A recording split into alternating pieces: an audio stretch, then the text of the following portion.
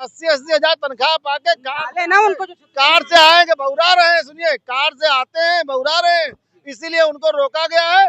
और जो इनको सबको मर्ज किया जाएगा, 5000 स्कूल बंद किया जाएगा। सरकार इस समय बहुत अच्छा काम कर रही है। अपने बच्चे को हाई फाई प्रोफाइल पड़ता है। हमारा बच्चा सीएमएस में पढ़ता है। इनको हाँ सीएमएस में जहाँ की फीस ही होगी 11-12 हजार रुपया पर मंथ, ठीक। और उस गरीब से पूछिए जो बेचारा मजदूरी कर रहा है वो अपने बच्चों को कहाँ पढ़ाएगा।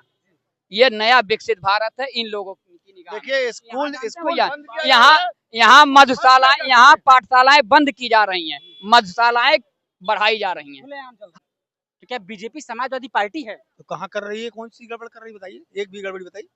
राजभर से किया नहीं गठबंधन? राजभर जी कहाँ कोई गलत बोल थोड़ी रहे हैं भाजपा के खिलाफ। इन्होंने बसपा पे आरोप लगाया, क्या बसपा कभी अलगाववाद का नारा लगाई? महबूबा मुफ्ती अलगाववादी नेता हैं, उनके साथ गठबंधन करके सरकार बनाए थे कि नहीं? इसका जवाब दे दीजिए आप।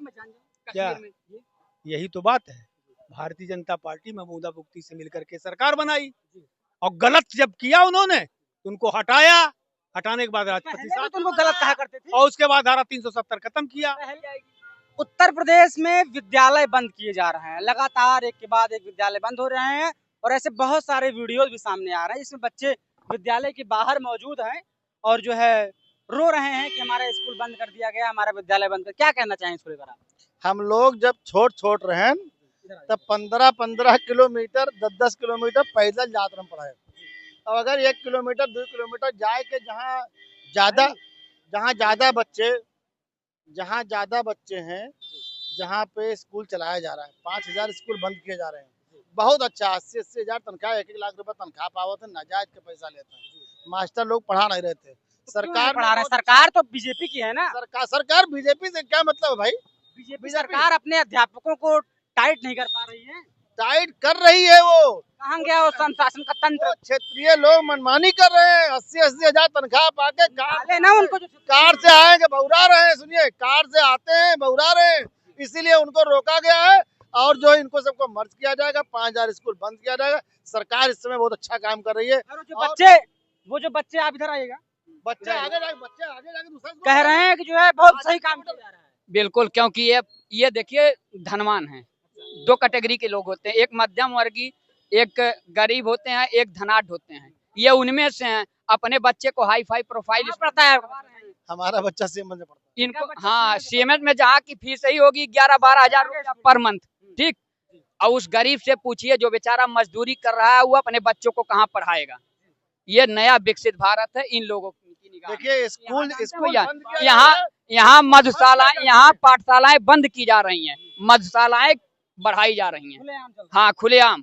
अच्छा, मधुशाला सरकार में, सपा सरकार में बंद थी। मधुशाला सपा सरकार में बंद थी। सुनिए और सरकार सुनिए और सरकारों में लेकिन क्या कंपोजिट विद्यालय होते थे, और सरकारों में कंपोजिट विद्यालय होते थे, इनकी सरकार में कंपोजिट मधुशालाएं हो रही हैं। हाँ, तो एक मिनट हमको ये बताइए कि क्या सपा सरकार जब थी तो क्या मधुशालाएं बंद थी?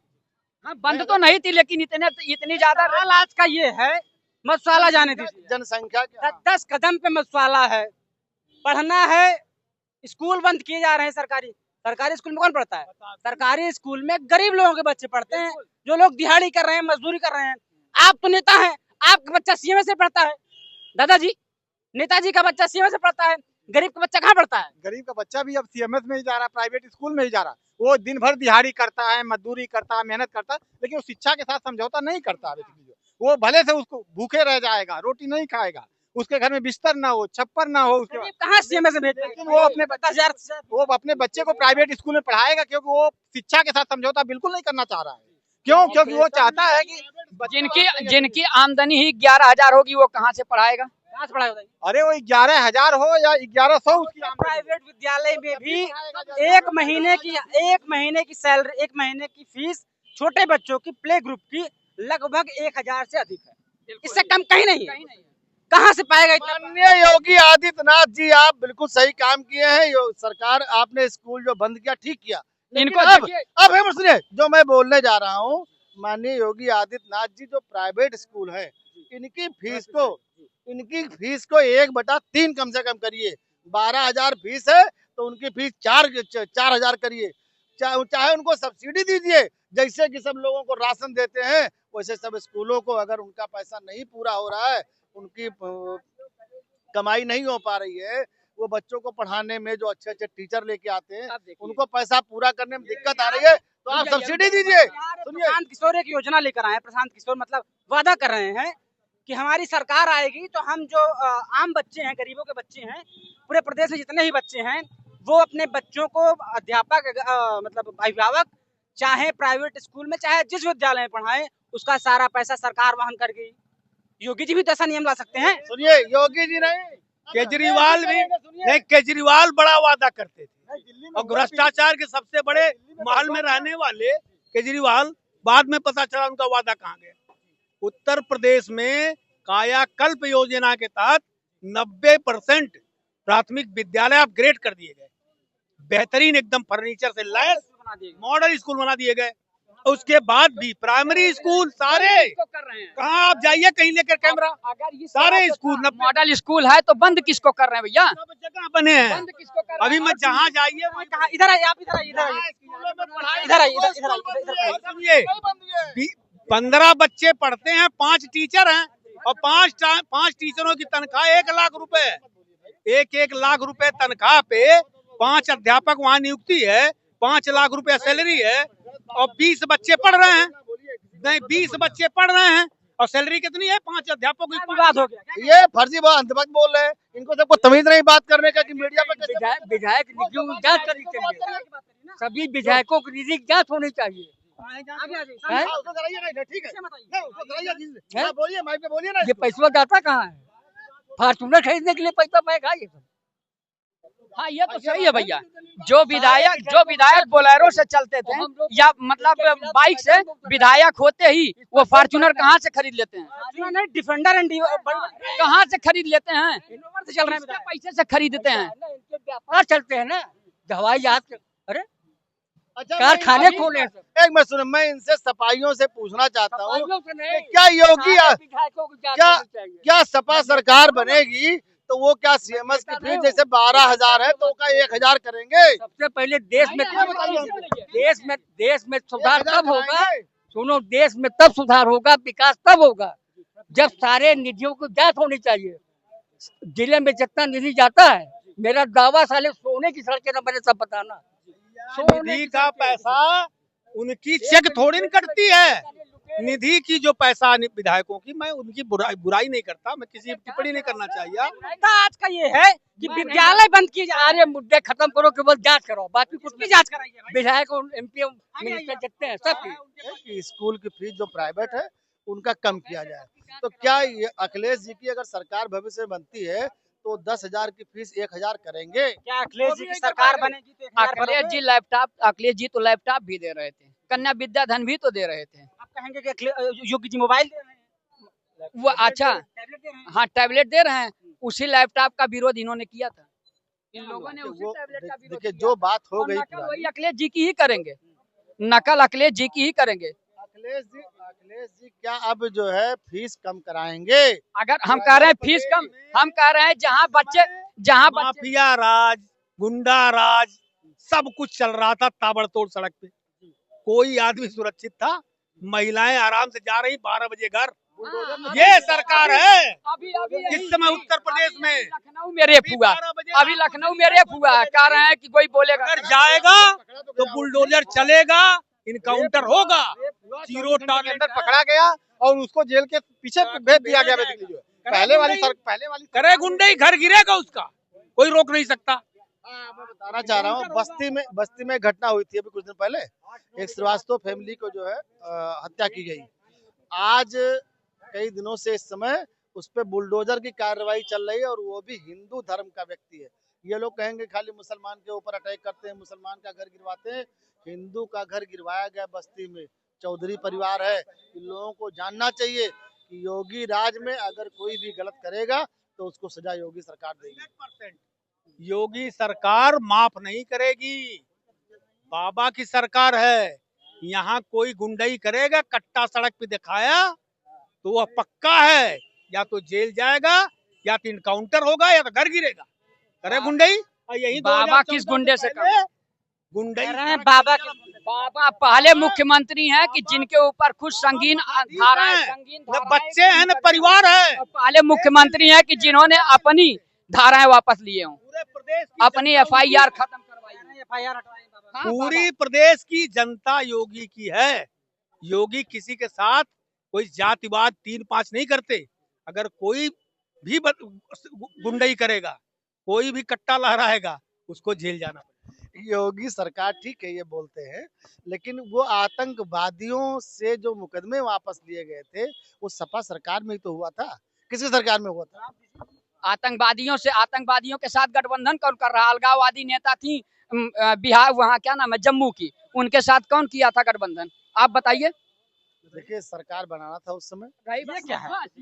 सरकार बनाना था। सरकार बनाना है तो आतंकवादी के साथ गठबंधन हो जाएगा। नहीं तो उन्होंने कोई ऐसा गलत काम नहीं किया। उसके बाद सरकार में आने के बाद भवन पे हमला से लेके अमरनाथ यात्रा, हल्के में कह दिए। हाँ, अमरनाथ यात्रा से हमला से लेके जितने हमलाए हुए हैं कारगिल से लेके सब बीजेपी सरकार में हुआ है।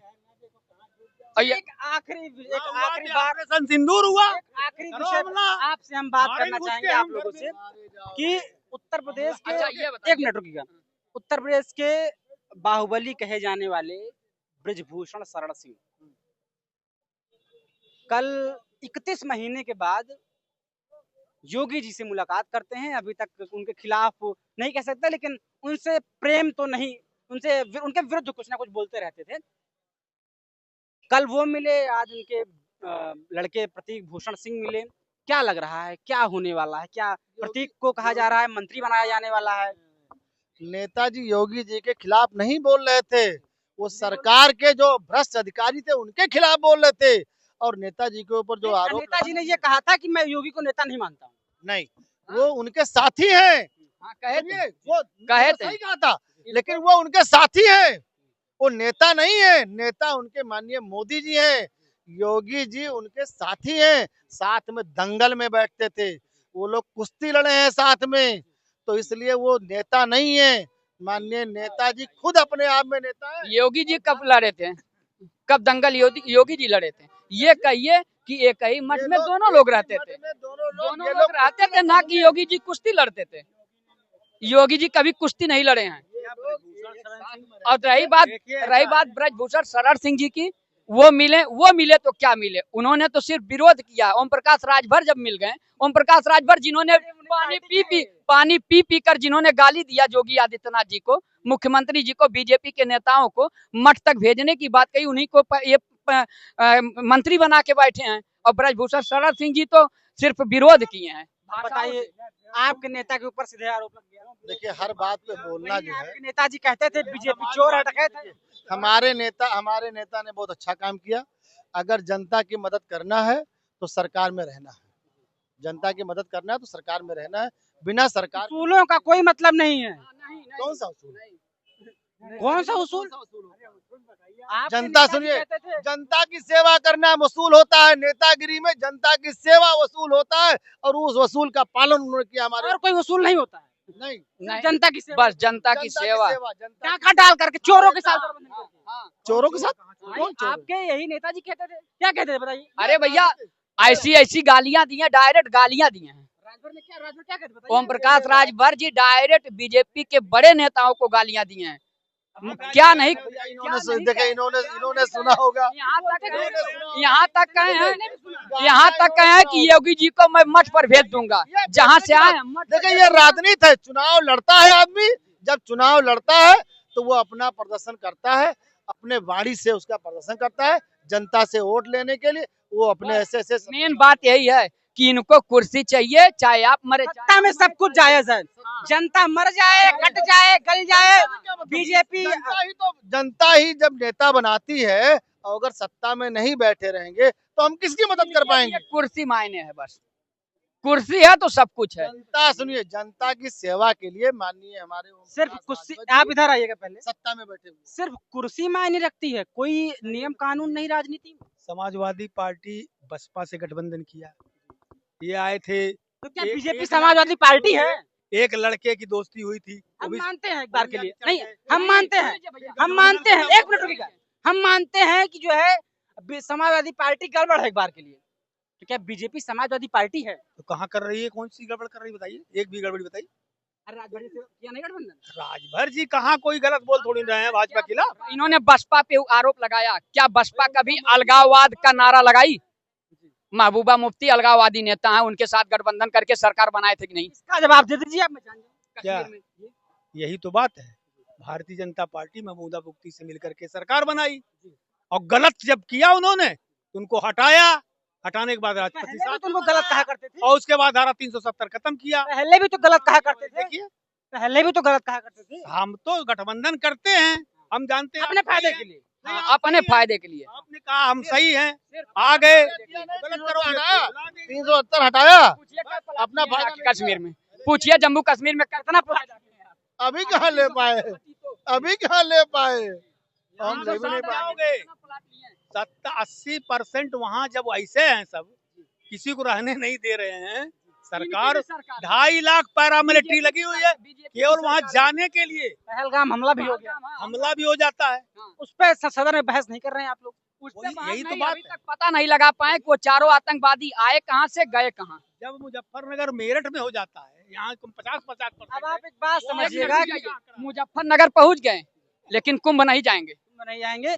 एक बात आप समझिए, इन पूरी वार्तालाप का एक अंत निकला है कि राजनीति में सब कुछ जायज है, विचारधारा नाम की कोई चीज राजनीति में नहीं होती है। राजनीति में सिर्फ एक विचारधारा होती है। इनका कहना है इनडायरेक्टली जनता की सेवा, लेकिन वास्तविकता ये है कि अपनी सेवा।